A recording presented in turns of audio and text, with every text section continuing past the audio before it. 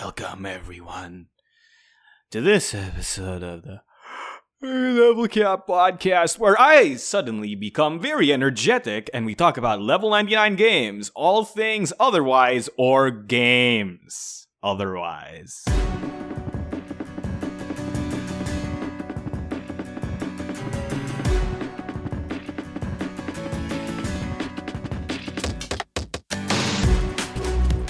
That did seem a bit more energetic, but I don't know that you've actually woken up yet. Hello, Don't Brad. worry, me and the crowd, we're gonna wake you up. All right, everybody, it's time for us to wake Marco up. All At right. your monitors, through time, shout back, lend me your power. Ready? 1, 2, 3. Wake up, Marco! Ah. Oh, I don't think he heard us, everybody. We got to do it one more time. Oh no! Yeah. All right, are you ready? 1, 2, 3. Wake up, Marco! Oh, Brad, everyone. Hi, I'm sorry I was asleep. I actually haven't we were been... just setting up level 99 game summer camp. That's all. Oh, I see. I'm sorry. See, kids and adults listen to the podcast. I actually have been undergoing a lot of problems due to a heavy amount of sleep deprivation. That's one way to say it. Most people say it deprivation, though. Oh, really? Yes. You telling me how to pronounce words now? Mister, I don't know how my characters' names are pronounced. Yeah, well, I'm just trying to be helpful, Marco. You don't have to be all passive-aggressive about it. All right. I'm kidding. Thank you so much for waking me up, everyone. We should... Hey, Brad, what say, like, you quit board games, I quit social media stuff, and we just both kind of, like, make our own kids' TV show. And, you know, it's like Blue's Clues, you and me, and there's, like, a fake audience, we talk to them. It's like... It's basically this, but instead of talking about board games, we talk about important values, like getting the right amount of sleep every day. I think that that's something that that already exists in this world, Marco. We're here to talk about board games. Back on track. All right, we're back on track. Hello, everyone. Welcome to the Level Cap Podcast, where we have a wonderful docket for you tonight. We'll be talking about the things we've been doing. We will be talking about some Level 99 game stuff, and of course, we will be answering all of the deep, and desirable questions that you all have for me and Brad Talton. So let's start it off with our first segment, where I always ask Brad the following question. Hey, Brad, what have you been doing?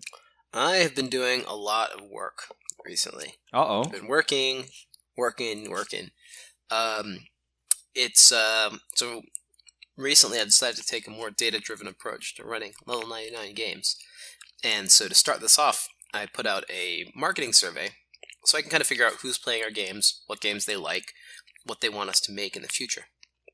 This has been really enlightening. I couldn't have predicted some of these answers. Oh man! So what is the most surprising answer that you've seen based on this survey? Well, one that I mentioned that surprised me quite a bit was we asked some questions about licensing, and one of the questions was how important is it to you that you recognize the license in the game? And people are like, yeah, it's kind of nice. But then I said, how important is it to you that your friends recognize the license in the game? And that went really high. Ooh. So when we're looking for a license, it's actually more important that your friends know the license than that you know the license. That's interesting. I guess it would make sense, right? Because it's easier to sell people on a game where they recognize the IP. Yeah, precisely. Actually, I would never have thought of that. That's pretty interesting. So there are a lot of interesting insights like that. Like, for example, our larger games have tended to do much better than smaller games. The only exception being Pixel Tactics, which is the super small game. Which everybody loves. Pixel Tactics is my board game waifu. I don't know how to say it. Like, I think Pixel Tactics. It's mostly just hard to avoid, right? Like, it's so cheap you can go anywhere and just find a copy of Pixel Tactics. I kid you not. Okay, so I was going around a mall near my condominium. There's a place called Hobbs and Lands. I don't know if people have that in the US. Anyway, it's like a hobby store, but it's like a casual hobby store. You know what I mean? Like their games are stuff like code names and stuff, right? Yeah. Yeah. So I go in there and I look at their list of board games, and lo and behold, I see copies of Pixel Tactics like 3 and 4 there, and I'm like, oh, heck yeah. You're like, hey, I work for those guys. Hey, I know these people. This Level 99 games, they make nice games. Yeah. So, recently I've also been working on like a holiday gift guide for the, so that people who come to our website for Christmas shopping can figure out what's the right gift for the gamer in their life. Working on new titles, both indies and otherwise. Thank you for staying on brand. And yeah, so that's it. I played Western Legends yesterday, which is kind of a sandbox, open world, Wild West game. It's kind of like Red Dead Redemption as a board game. Oh, I think I saw this on the Geek and Sundry channel once. So yeah, it's pretty cool. It's pretty neat. I'm not totally sold on the combat or the wanted system. Like, it's very I was the only outlaw player, and like the 4 other players all decided to follow the path of righteousness and become marshals. And that was no good. That was pretty tough. I couldn't like walk 10 feet without getting arrested. Sounds unfortunate for you, Brad. Maybe you shouldn't have become a criminal. Yeah, maybe I shouldn't have. But the thing is, like, once you're a criminal, it's too late to get on the path of righteousness anymore. Oh, what? What is this game? You're telling me there's no chance to redemption? Well, no there's a chance to rehabilitation, redemption, but there's not a chance to victory because, other players are already higher up on the martial ladder law track. Yeah, the martial track. Yeah. Okay. Fine. So it's tough to reform and become a better marshal than the players who are already good marshals. I see. Maybe you should have just won the game by constantly gambling at the poker place. Maybe that's what I should have done. Yeah, definitely. Okay. Are you excited for anything like? Yeah, the new. I mean, everyone's excited for Smash. My actual top game that I'm really excited for is actually like Nelke and the Legendary Alchemist, which is the new Atelier series game coming out in December. So it's this one is like, Is it called Atelier Nelke? Okay. No, it's actually not. It's Nelke and the Legendary Alchemist, because I think that Nelke is not actually an alchemist. I think she just is like the mayor of this town, and she employs all the alchemists. But it's like the 20th anniversary game, so it's going to have all the characters from all the previous series coming back and like setting up shop in your town. That's kind of awesome. So it is in a way the Smash Bros of Atelier. Yeah, kind of a little bit. I've seen some of the screenshots, and it's actually got like the SimCity type town building element to it. It's a city builder? That's interesting. Yeah, it's a city building game. Unlike, all these games you just build a bunch of items, you get to build the city in this one. And then you walk through your city and you interact with all the citizens, who are people that you know from, 20 years of playing Atelier series games. Oh my gosh. Super fun. The Atelier fanboy in you must literally be like jumping for joy or something. I'm excited. Yeah, heck yeah. Oh my gosh. Huh. Nelke and I think I like these kinds of games. Hopefully it's still playable even if you've not played literally 20 years worth of Atelier games, because it probably is, but I don't know that I mean, you'll probably have fun with it, and maybe it'll make you. Hopefully, you'll play it. You want to go and play the other games in the series, but I think it's a real payoff if you have played the other games in the series. Sounds about right. So speaking of just I'm not being a good guest though, Mark. I'm supposed to ask you what have you been doing? Oh, Brad, I have been playing. Okay, let's put giant air quotes. Playing Ragnarok Mobile Eternal Love. It is a dumb title, I know, but Mobile Eternal Love, huh? Ragnarok Online Mobile Eternal Love. I kid you not, that is the title of this game. MMO dating sim or something? No. It is a. I don't know why there's Eternal Love. Is this an H game? No. Hey, Brad. Whoa. Family friendly. It is not an H game. What are you talking about? Ragnarok Online M Eternal Love is the quote-unquote modern release of Ragnarok Online, one of my favorite MMOs of all time. It is basically... Okay, so here's some quick context, right? We just came from Mega Man 11, and we were talking about how Mega Man 11 essentially brings Mega Man into the modern era.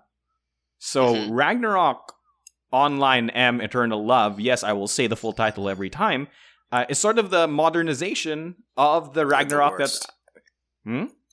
I said you're the worst for doing that. Yeah, don't worry, man. Look, wait until you get to that segment where I bring to light some of the awesome seventh. Like, we didn't even want to say Ragnarok Online. We just called it RO back in the day. Well, now they've added like 5 words to the title, and you want to stop abbreviating? Well, you play Guilty Gear Revelator XR 3rd, Revelator Demolition Derby, and Knuckles, it's just right? Exerd Revelator 2nd, okay? And Knuckles, or whatever, right? Anyway, Ragnarok Online Am Eternal Love is a modernization of the old RO. It's basically brings the game into like the modern era in the sense that they've realized what people like about playing MMOs. So, this is quite interesting to me because there's a lot of mobile games out there that are basically MMOs, but they play kind of like action-oriented games. Basically, all of these MMO games kind of play like they're Diablo. And then you like kill things, you loot things, and you get better. ARPG, yeah. Yeah, it's an ARPG. Exactly, an ARPG. So Ragnarok Online Am Eternal Love decides to take an alternate route by providing you a built-in auto-botting feature. So there's a feature that lets you literally designate specific enemies you want to kill and designate a specific set of skills that your character will rotate through, essentially giving you skill rotations that the AI will do automatically. Okay. This reminds me a bit of Granado Espada.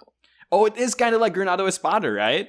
Because in Granado Espada, you could have like 3 characters and you could like program how they would fight, right? Yeah, you'd program, and then you could like just leave them all day and come back, and there'd be tons of loot. Exactly. So this is basically that, but then they understood like the audience that they were going for, right? Because this is now a mobile game, right? And a lot of people who play these mobile games probably don't have the time to stare at their computer screen for 4 hours to grind out loot, right? So they've realized that, and they've given you this auto-botting feature. They made it so that when you kill enemies, the loot drops into your inventory straight. Is there a Decepticon feature? It depends, Brad. Do you have the Allspark? I couldn't resist. Go on. Tell me, is the Allspark in your heart? No, okay, no, but seriously. So I think what I really like about this new RO, aside from the fact that I'm a nostalgia guy and Ragnarok Online has like the best music, I feel like it kind of distills MMOs to the parts that I like the most. See, the thing about it is that a lot of people hate MMOs because of the grinding and because of all of the minutia that you have to do. Essentially, MMOs are just time sinks, right? That's essentially what they are, right? But in the end, what really makes MMOs good for me is like the community, getting rare drops when you kill the monsters, or partaking in the game's economy by, extension. You get a rare drop, you put it on the market, and then you sell it to people, right? Yeah, it's all the things that the Outlier series provides for you offline without human interaction. Yes, but I do like the community. I literally listed that I like the first, community in the Outlier series, too. You get to really know these townspeople. That's great. I mean real people, Brad. Sometimes, look, I've played some MMOs, Marco. People in the Outlier series are way more real than randos in MMOs. That's true. That is indeed very true. If you get in a guild and you actually know people, it's a different story, but people I pass on the street, I have way more interaction in, like, Persona than I do in a regular MMO. That's fair. I am way closer to Kanji Tatsumi than I am to, like, any rando on the street. That's definitely true. So, like, at the end of the day, I think, like, this new game is very fun. It's definitely not the old Ragnarok Online. It tickles the nostalgia bones of people who like old Ragnarok. It brings some new fans in by giving you these auto-botting features, which kind of gets rid of all of those grindy aspects of the game. And, at the end of the day, it just lets me do the things that I love the most, which is, getting rare drops, selling it on the aftermarket, and also making builds for my character, As usual with Ragnarok, you get a character, there are multiple builds to every class. And, I'm just working on my Crit Assassin, because I love playing Crit Assassins, my second favorite job class in Ragnarok. You're a cancer. What are you talking about? Why do you accuse me of this bad thing? I played Ragnarok, and I had like a wizard, alright? And a high level wizard. And crit assassins just come up and kill monsters before I could even cast my first spell. It was stupid. I love that. There's actually like a PvP mode in Ragnarok Eternal. Yes, Ragnarok I do, Online. because they would kill me before I could cast my first spell too. So that's what I've been doing, playing some Ragnarok Online Am Eternal Love, and that will probably be the last time that I say Ragnarok Online Am Eternal Love for the rest of this podcast. So if you want us to play anything in particular, or you want us to revisit one of our old games, I think somebody suggested that we revisit Slay the Spire at some point. So maybe... Oh yeah, they've got a lot of updates. It's the last time we talked about that game. Yep, and there's a new act, so who knows? Who knows? All right, let's move on to our next segment, also known as The Pipeline, where we talk about very cool things, very interesting things, about lore, or about production, or about the making of board games in general. So Brad, this is your segment. Please illuminate what we will be talking about. You say that, but you asked me to talk about Evil Hikaru in the show notes. So... Brad, I don't think we've talked about him yet. This is the joint fiction that we're creating. You know, I'm pretending that we didn't plan any of this, that this is a casual conversation between two good friends. Well, I'm going to casually browse over the show notes and see that you wanted me to talk about Evil Hikaru. Casually, and as a good friend, I'll do that. All right. Thank you so much, my good friend, who has now unveiled everything. You know, don't look at the man behind the curtain, you know, Wizard of Oz style. All right, so tell us, who is Evil Hikaru? What are the inspirations? What is he all about? Okay, so Evil Hikaru is basically reverse Hikaru. He's an evil doppelganger from the Minus world of Hikaru, and he's the antithesis of everything that Hikaru stands for. But even he doesn't really understand what that means. He's definitely a joke character, but he is a real character, if that makes sense. So kind of like Dan Hibiki is a joke character in Street Fighter, but he's a real person in that universe. He's not just a fiction, not a what if, a real character. He is, but yeah, so he's kind of Bizarro Hikaru. When Hikaru is like, I fight for good, Evil Hikaru says, I fight for evil. When Hikaru says, I'm going to turn left, Evil Hikaru says, I'm going to turn right. That kind of thing. So, is he just like ornery? Does he just like do the opposite of whatever Hikaru does, just for the sake of it? It's not clear what his motivations are. In general, doppelgangers are kind of messed up. And you get that feeling from like Sagas, who, is a doppelganger of somebody who was dead like 300 years ago and still wants to kill the same guy that his original did. Yeah, or Gaspar for that matter, right? He's a doppelganger. Or Gaspar, too, right? who's just this crazy cultist guy. Okay, so all doppelgangers are messed up. Or Seven, in fact. Seven is a doppelganger too, right? Seven is something a little different. She's from that world, but she's not the same kind of being. It's just like a Loomis is not the same kind of thing as a Ketch. They're both from the Dark World. And so they're kind of called rasps in that sense because they're from that world, but they're not actually the same kind of creature. There are several different kinds of creatures in this world. I see. That's interesting because what I was always wondering in the back of my mind, like, why doesn't Hiketch have a handsome version of himself, a handsome human Hiketch? Fan art, get on it. Okay. Yeah. So there's different kinds of creatures in the world, and in general, the doppelgangers have gazed into the void beyond the universe, and that's caused them to develop weird powers and weird personality flaws. And Evil Hikaru is no exception. Anyway, Evil Hikaru has never actually met Hikaru, because during the timeline when Evil Hikaru appears, regular Hikaru has already gone across the sea to the other continent and is adventuring there. So they've never actually met one another. It's just regular Hikaru disappeared and suddenly this evil version shows up doing evil stuff. Question. Are people tricked into thinking that Evil Hikaru is Hikaru? Yes, if you had only heard of Hikaru, or if you, didn't get a good look at him, or if you just, for some reason didn't know that doppelgangers have that difference where they have black eyes. Yeah. You might think that this was actually Hikaru who was doing evil stuff now. I see, but it wouldn't trick Kadath or something, right? No, it wouldn't. It definitely wouldn't trick anybody who knows what a doppelganger is or who has ever met one. I see. Also, his power set is not the same as Hikaru's.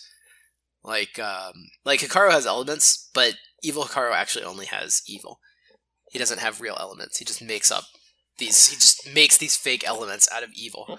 I see. Just to commit to doppelgangering Hikaru, he literally just shapes his evil into different kinds of shapes of evil. So wait, Yeah. are you telling me that Evil Hikaru could use his evil element to do any one of the 4 things that he already does with them? It's just that he stylizes them in a way so that it looks like fire and wind and water. So he does it for aesthetic's sake? He does it for aesthetic. He could actually do all kinds of... He could basically do, like whatever Thasala can do with metal, or, whatever Carolyn can do with transformations. Like, he's got all these crazy evil powers, but he only uses evil for elements because that's his style. Oh my gosh. It's his aesthetic. It's the aesthetic. Oh my gosh. Doppelgangers it's all about the aesthetics. That's why they're weird. Because it's more important. The form of the thing is more important. Then what is the thing? That's interesting. Yeah. So interesting. So, as far as our inspirations, Evil Hikaru is clearly and obviously inspired by Evil Ryu. Oh, who's that? Who's Evil Ryu? I've never heard of this before. Evil Ryu is a character in Street Fighter 4, and in the greater Street Fighter canon, who is Ryu once he becomes consumed by the Satsui no Hado, the martial art that he uses. Yeah. And he basically becomes an evil version of himself. He tears out his heart and fights against all the important people in the story. Yeah. So he's kind of the main villain of Street Fighter 4, or one of the main villains. I see, but this is a what if kind of thing, right? Like Ryu. No, Evil Ryu is a real character, but it is Ryu. So Ryu becomes Evil Ryu when he chooses the path of evil. Yes. No, but my question I'm pretty is... sure it's not a what if. His friends have to bring him back. Oh, okay. I was wondering, doesn't he come back at some point? Yeah, his friends bring him back. Yeah. What happens to his heart? How do they get back his heart? Like he. Yeah, I don't know. It's with kung fu. I punch your soul so that it makes a new heart. Whatever, Maybe they punch Ryu out of Evil Ryu, and then Evil Ryu, the evil part, becomes like I don't know. Is this Dragon Ball? Some other thing. I don't know. Okay, I don't know. I'm not up on my Street Fighter lore. All right. Is this Dragon Ball? Like Evil Hikaru. I made a character that I could actually understand. All right. Okay. You made a character you could actually understand. So what's your inspiration for the original design? Right. Like I'm assuming that since this is basically like a joke character on Hikaru, a lot of Evil Hikaru's gameplay and mechanics probably started out as basically just Hikaru with different effects, right? To a great extent, yeah, and we actually did a big redesign of this character recently for his BattleCon Online appearance. It used to be that he was much more of a traditional, powerhouse fighter type character. He was a brawly boy, yeah. Yeah, definitely, but almost on the heavy side, weight side. So really more in the realm of almost Alexian. Oh, he was whacking for Mikhail and Alexian stats. I don't know. Okay. Yeah, he can hit for 7 and 8 pretty reliably on in his old form. We decided we wanted to make him actually more like Hikaru, but not. So we came up with a new theme for the character, and that's that he actually wants to get rid of all his tokens. Whereas Hikaru, his tokens are really good, and he's trying to hold on to them and refresh them. Evil Hikaru's tokens are kind of meh.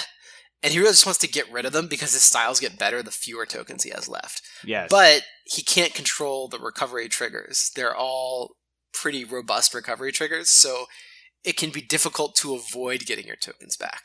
Yeah, you have to work hard to make it so that you don't get your tokens back. Yeah.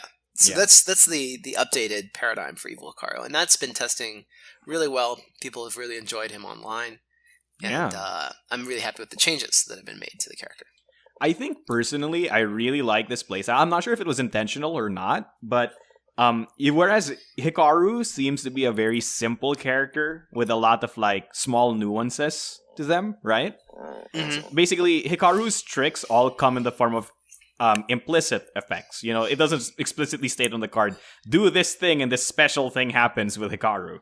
But on the other hand, Evil Hikaru is literally littered with effects that literally just tell you, hey, if you do this very specific thing, you win this beat. like literally every card is basically just if you play the same base, you get bonus stats. If you play the same base, you get bonus stats. Like it's just... Yeah. All very literally just stated on the card. And I feel like this thing is a parallel to the how Evil Hikaru is just a reverse of Hikaru, because essentially Evil Hikaru is one of the easiest characters to play in BattleCon Online. I have a firm belief that Evil Hikaru is probably the hardest character to play in BattleCon Online. Him and Anath are pretty Oh my high up gosh. there. They're pretty high tier characters in terms of the barrier to entry and the barrier to good play. Oh, definitely. Like, oh my gosh, man. Like, every time I play Evil Hikaru, I feel like I galaxy brain at least 4 times per game.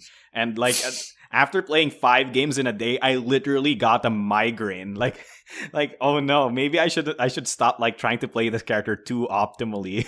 It's like, I just can't handle it. It's pretty tough to figure out exactly what the right move is for this character. And I think that's okay. You know, you gotta have high level characters, you gotta have lower level characters. Yeah, I'm not saying it's a bad thing. Everybody can enjoy. But I can tell you about our next character. Oh man! Oh my gosh! Brad. So when this podcast goes live, we will have or will very shortly be announcing Eerie as the next character in BattleCon Online. You mean Irialandradea Morella? Yes, that one. The one with 3 different forms who transforms to either stabilize her form and get bonuses, or to change her form and acquire new abilities temporarily. Yes. Yeah, we're talking about her mechanically, but she's a horror terror alien who takes the form of a magical anime girl. Yeah, she's a Cthulhu-themed magical girl. It's basically the way to the short version. Anyway, perfect. She'll have a full spoiler on the blog, so you can check out the Eerie spoiler and see what she's all about. All right, that's great. Oh my gosh, I've seen some of the art for her styles. She looks adorable. She is absolutely adorable. I love Eerie. She's gonna be a lot of fun. Yeah, I love Eerie. I love Nightform Eerie specifically, mostly because it has magical stun guard 3 on all attacks. Woot woot. Yeah, Magic I'll tell you numbers. all about the inspirations behind Eerie and playstyle on our next podcast. Oh, definitely. That will sound fun. So, Brad, before we end this segment, I have one more question for you. Yep. What's Evil Hikaru's skin? So we're gonna we mentioned a little bit on another podcast, but we will eventually have good Evil Hikaru as an available skin. So this is Evil Hikaru now. Instead of evil, he uses the power of good to do evil. But it's okay. It makes sense. No, okay, so as far as I know, here's my headcanon or the lore that I know. Evil Hikaru and Hikaru finally meet, and then they have this like shonen anime fight where they punch each other in the face, and then in the end nobody wins, it's a draw, and then they're like, I have gained respect for you. So because of that, Evil Hikaru decides to change his ways and become good. So now he uses the power of evil to do good, right? Like, isn't that it? Like, is he now like that sounds pretty good. That sounds pretty good. We have an alternate, or his master costume is also being planned. Oh, okay. So what's that? So that's going to be Evil Hikaru, but he's also got like the Malefe's claw from Schecter, and he's got Eligor's sword over his shoulder, and he's got like an ass pole arm on his back, and it's like he just killed everybody in the story and took their stuff. So you're telling me that he's literally like Batman from that one comic where the entire Justice League dies and he takes up all of their weapons? Basically, yeah. Oh my gosh, he's got all the artifacts from all the people in. Hey Brad, can you do me a big solid, please? Mm-hmm. Can you give him like Mikhail's angel wings, but they're black and they're only on one side? Like, can you do that for me? I'll talk to Noko about it. Unfortunately, Noko is pretty busy these days getting Imperial and BattleCon Unleashed done, so we may not see more new costumes for a little while for BattleCon Online. But that's okay, because we now know deep within our hearts that Edgelord Evil Hikaru is... Can we call him that? You could call him More Evil Hikaru. More Evil Hikaru. I love it. Canon. It's canon. Brad said it. He's the god of this universe. Therefore, it's canon. So that pretty much does it for the for the pipeline segment, where we hopefully are so evil. So evil. That we can manifest it as fire, water, earth, and wind and save the planet. Yeah, and then, it's not September, but don't worry. We're going to ask how deep is your love. So let's move on to the next segment, also known as 99 Questions, where I take all of your evil energy, put it within my heart, blacken it, rip it out, ask a Russian wrestler man to pile drive it into the ground, thus sprouting a tree of answers for you to ask questions about. Brad. Yeah, that's pretty much how it works. That's the entire process. Yeah, sadly you do not hear Zangief in the background because I have to edit him out usually. Ulster. I'm done. Can I quit? Just kidding. First question, Brad. If you could get any level 99 games character into Smash, who would it be and why? Yeah, so I thought a bit about this. I think I would probably go with Kadath. I think the trap mechanic would be really cool to play around, and there's not really like a point control character in Smash yet, at least not that I've seen. Mm-hmm. There's nobody who like can set up an area and then kind of like control that space. So having someone like Kadath who can like set a trap, or he can teleport across the board back to his trap, or those kind of things, I think it would be really cool, and I think he could add a new play style to the game. Oh, it kind of reminds me of like Orca from shucks, what's the name of that game? I don't know. Rivals of the Aether. There's a character in Rivals of the Aether named Orca, and her gimmick is that she can like shoot water onto the ground, and there's like a puddle, and then a lot of her attacks actually are based on that puddle. So she can teleport to the puddle, or she can like shoot water out of the puddle. So I guess that would kind of be like what Kadath... That literally is what Kadath does, right? Like, yeah, he would have that kind of thing. Yeah. In my opinion, I think we should put Cadenza in Smash. I feel like, I don't know, there's just something about seeing the clockwork robot, because I don't think we have enough like heavies in Smash, and heavies always get underrepresented. I don't know. It's people like their fast characters. That's not unreasonable. He is kind of an iconic character for BattleCon. That's the thing. Like, I think he's the poster boy of BattleCon, right? Like, he has an iconic silhouette. He's also, my favorite color is yellow. So like, I'm just spoiling everyone. I love Cadenza's design because he's basically just a giant yellow robot. And of course, I think the iron body would be a very unique mechanic that you can give him, right? Like, maybe like for each stock he just like has super armor on literally the first 3 attacks that he does every stock or something like that. That right? could make sense. Like you can stock up to 3 of them and they recover slowly over time. Yeah, and or something like that. Those hits just don't apply force to you. Yeah, exactly. Like when you get smashed, imagine Cadenza literally taking the damage and not budging. That would be so cool, right? You get basically the metal effect. Yeah, the metal effect, exactly. which makes perfect sense. Yeah, it's already coded in the game. Get at us, Sakurai. Sakurai, it's already in the game. All right. All right. Well, so what's the next one? Hey, Brad, can we get a segment where Brad and Marco play tic-tac-toe, but it's narrated like it's Yu-Gi-Oh? I wonder. So, I don't know about tic-tac-toe because it's deterministic, right? Like once the first move is made, if you're following the rules, you know what the game is, right? So the only way to make it like Yu-Gi-Oh exciting would be to cheat. Like Marco's like, well, I have my special technique where I can put 2 X's in a box. Well, then the game's over. Good job, Marco. There's not a lot of like room, right? Brad, you're not thinking about it well enough. Here's my twist. If it ties, we both die. Well, Marco, that's Mm-hmm. I don't know. I don't know. This is too real. It's too real. In my opinion, I think we should do something like this. Maybe not tic-tac-toe, right? But like, definitely there should be some sort of like segment wherein we go like, Brad goes like, I place this card here, and then I go like, yes. Oh no, he's placed that card there. I wonder what that means. This could mean that he has that special card that allows him to do this other thing that might beat me. However, if I do that other thing, and then the narrator comes in like, will Marco ever make a move? Will Brad actually understand what the heck is happening? Find out in the next episode of the Level Cap Podcast. Like, we should do that. Like, maybe we have a segment where we just play one turn of exactly Millennium Blades every week until we're finished. You know what? Like, what if we just like pre-con a bunch of like decks and do one tournament phase between the two of us over the course of multiple games, of multiple podcasts. That would be work. fun. We could make a ladder, and people can vote on which deck they think will reach supremacy. Oh my gosh, that's interesting. If you want us to do something like that, please tell us in the comment section down below. I will do my best and get Wesley to make me anime style like music. Music for the those anime stings. Yeah, definitely. All right, last question. Will you guys ever take suggestions or ideas for character costumes for BattleCon?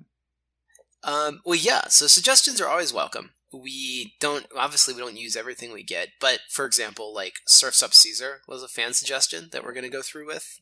Oh, it's so good. Comrade Rexon was a fan suggestion that we'll eventually do.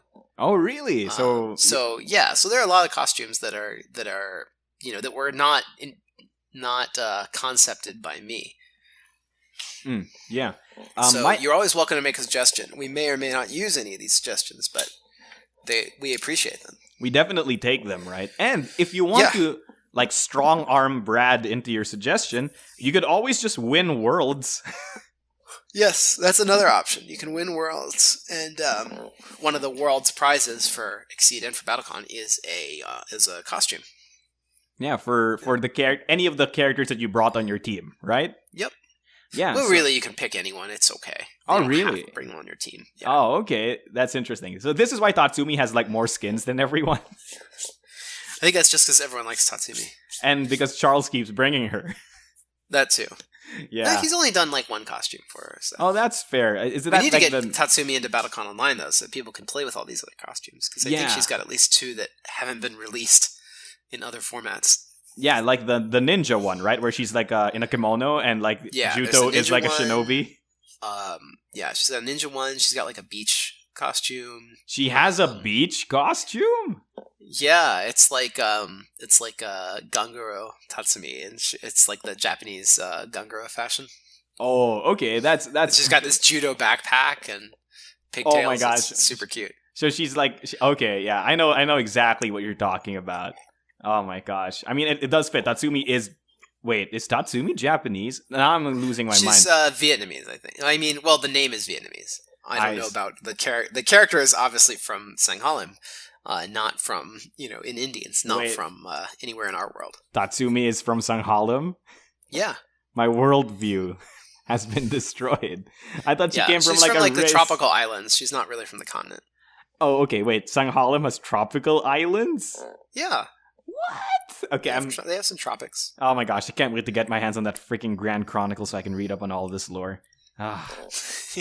All right, so that's our last question for this week. Thank you so much for sending in your questions. If you have more questions, please send it to us in the comment section down below. Or if you really want your question to be answered immediately on the podcast, please put it in the Google form, which will be found in the description down below. And as much as I would like to keep asking Brad about the ethnicity of his characters, the geography of his world, and as well as the possible fan art we can make horror terrors of. By the way, I need to mention that Brad, because of Woodchip Result, we now have Blender Galdred and Generator Lucia. So we're now turning all the Exceed characters into appliances. It's gonna be great.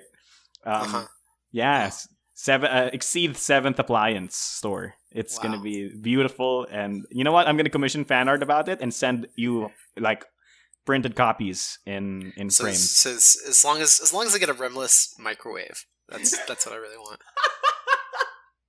Canon.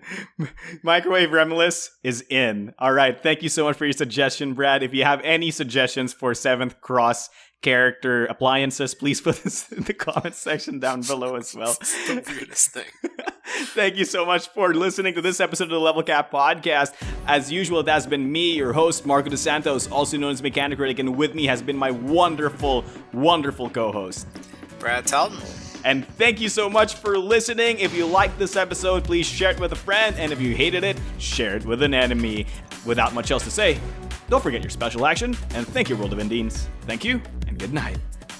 Happy gaming.